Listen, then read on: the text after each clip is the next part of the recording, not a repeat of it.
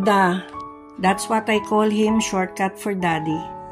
If someone had told me all those years ago, when I was just playing jump rope in front of our house in BF Homes, Almansa, wearing my pambahay, that the man in the nice car inviting me for a break-in for his brand new car would be the same man I'd spend the next 50 years with, I probably would have laughed.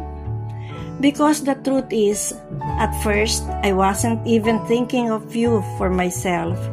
I was ready to match you with my best friend, but you had other plans. You never gave up.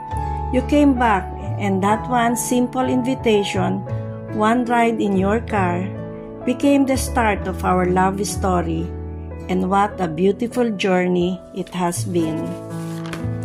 For 5 decades, we have shared laughter, tears, sacrifices, and love that never wavered. Together, we built a family, raising 3 wonderful children, and stood by each other through every challenge. And through it all, you have been my home, my heart, my forever. Now, as we grow older, I promise to continue choosing you, taking care of you, and loving you, just as I did from the very beginning, when I jumped inside that car, not knowing that I was also jumping into a lifetime of love with you. Thank you for 50 years of unwavering love. I'm yours now and always.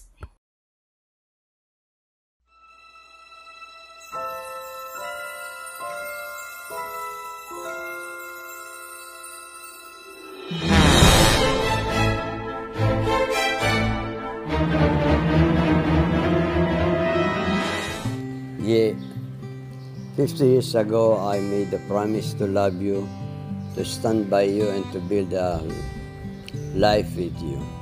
Looking back, I see a journey filled with love, sacrifice, joyful and challenging, that we have to face together. Through it all, we raise out our 3 children, teaching them what is right, leading them to be good example, and seeing them succeed in their own lives. What is one of our greatest blessings, and I know we could not have it without each other. But above all, the greatest gift of these 50 years is that we always had each other. In every season of life, in every struggle and triumph, you